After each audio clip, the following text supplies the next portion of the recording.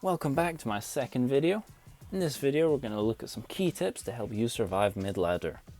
Mid-ladder can be a very frustrating place to be stuck, but hopefully with these tips we can make it a little bit easier, a little bit more enjoyable, and perhaps even help you break out of mid-ladder. So let's get straight into it. Tip 1 is going to be to use the mute button. This is something that can really help you to keep a cool head while trying to push trophies. If you're like me and get mad very quickly when people start BMing, then it's a safer bet to just keep them turned off. However, do feel free to unmute at the end so you can spam sad faces after beating a hard counter such as Golem, especially Elixir Golem. Tip number 2 is to expect the unexpected. On mid-ladder you can't rule anything out. Some of the decks you'll face are absolutely ridiculous. So ordinarily, when you see archers split in the back first play of the game, you might assume they're playing 2.9. But as the game continues, you find out they're actually running Golem Freeze. So in summary, what you need to do is be very cautious at the start of the game. Make no assumptions about your opponent's deck until you're absolutely sure what they have. And don't be surprised to have opponents go Hog Rider Balloon first play of the game. It's happened to me before. Tip 3 is going to be accept that hard counters are gonna happen and there's nothing you can do about it. As much as we would like to believe that Clash Royale is an entirely skill-based game, there is an element of rock, paper, scissors to the game. If you come up against a Golem Lightning deck with arrows, you're in for a real tough time. Even if you're a very good player, you're still disadvantaged from the beginning. And if you're just learning a deck, hard counters can be even more frustrating.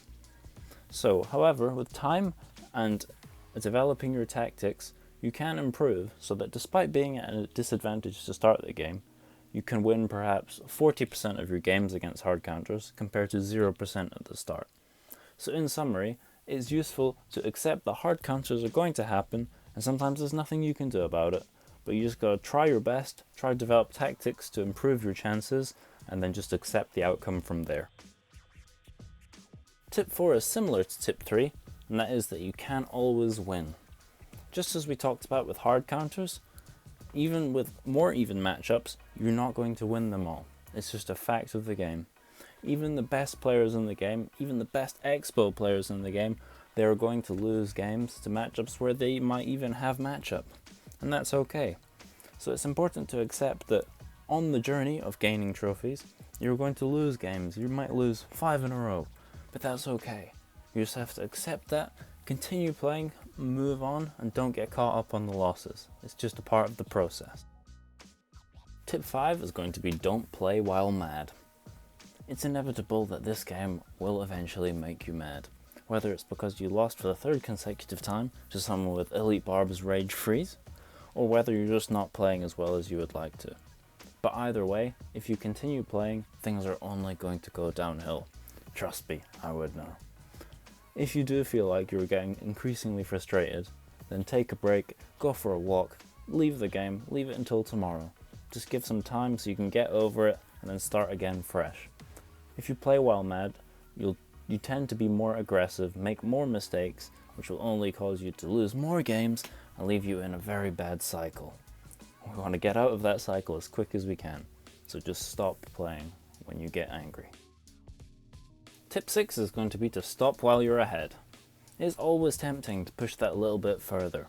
For example, let's say you aim to get to 6,000 trophies in a single pushing session. After completing that, you might think, well, I'm playing quite well, I could probably get to 6,100. Don't do it. Don't do it. It never ends well, in my experience at least. Once you've reached your target, stop for the day and then go again the day after. This will prevent some horrible tilts. Trust me, I would know. Tip 7 is to focus on breaking out of the mid-ladder hole. My experience has been that I enjoy it much more when I am higher in trophies and playing against better opponents. The difficult part is managing to break out of the trophy range where all the decks are completely ridiculous. The best way I've found to do this is to push hard at the start of the season. When everybody is reset, not everybody will be playing straight away. This means this is your chance to push up and get past all of the rubbish decks you find at mid-ladder. Although this may mean you will be playing against very highly skilled opponents, I personally prefer this, and I would rather lose to somebody who has a 7k PB than somebody who has a 5.8k PB and beats me with Elite Barb's freeze.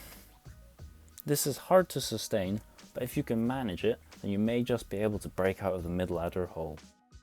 And that's going to be it, guys. Those were my tips to help you survive mid-ladder. If you enjoyed these tips and found them useful, then perhaps leave a like or subscribe for more content coming soon. If you have any suggestions about what I should do next, then feel free to comment them below. Till next time, guys, see ya!